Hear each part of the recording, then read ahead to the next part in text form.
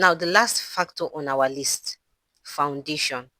Common materials used for foundations are concrete, often reinforced with steel, wood, stone, bricks, and concrete blocks.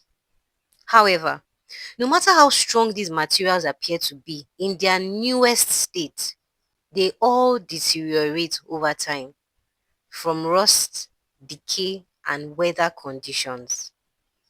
So, the durability of any building made with these materials is limited. Just give it time, it will fall apart. In the case of this city, precious stones were used in the foundation. Hard, precious stones. Isaiah 54:11 to 12. Now, he was talking about a woman who had been abandoned. Listen to what he said to her.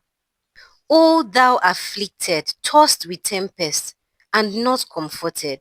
Behold, see, I will lay thy stones with fair colors, and lay thy foundation with sapphires. Sapphire is a hard stone that is rated 9 on most scale of hardness. 12. And I will make thy windows of agates, and thy gates of carbuncles, and all thy borders of pleasant stones. So here, 12 different gemstones were used.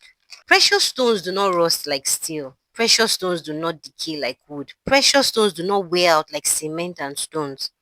So we can see that this foundation is solid. And in this regard, the building has structural integrity and durability. Now, having considered all these factors that affect structural integrity, we can say that this building has structural integrity and durability. So now let's go back to our focus text, Ephesians 1:18.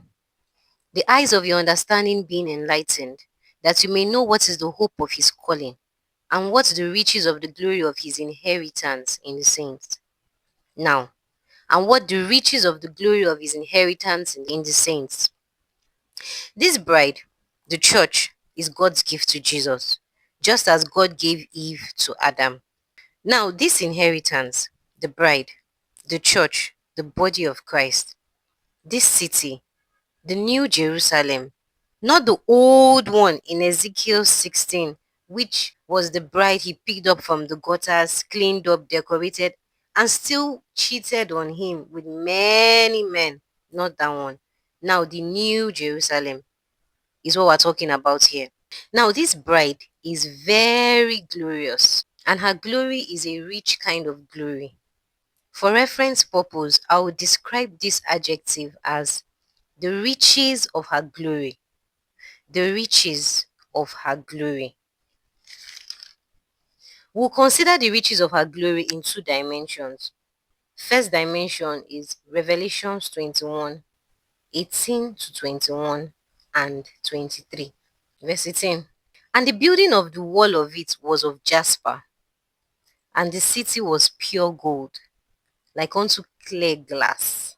19. And the foundations of the wall of the city were garnished with all manner of precious stones. The first foundation was of jasper, next sapphire, next chalcedony, fourth emerald, fifth sardonyx, sixth sardius, seventh chrysolite, eighth beryl, ninth topaz, 10th chrysoprasus, 11th jacinth, and 12th amethyst. These are beautiful precious stones. Is that not wealth? Is that not wealth? That's wealth. That's riches. 21. And the 12 gates were 12 pearls. The gates were 12 pearls. Every several gate was of one pearl. They were all different. And the street of the city was pure gold, as it were transparent glass. So in this case, you could see through the gold. Light could pass through. 23. And the city had no need of the sun, neither of the moon to shine in it. For the glory of God did lighten it, and the lamp is the light thereof. The lamp is the light thereof. So, this shows us that this city, this woman, this building is very, very, very, very to infinity glorious. Now let's look at the second dimension of analyzing this adjective, the riches of her glory. Revelations 21, 24, and 26. Let's look at verse 24. And the nations of them which are saved shall walk in the light of it, and the kings of the earth do bring their glory and honor into it. Wow. 26. And they shall bring the glory and honor of the nations into it.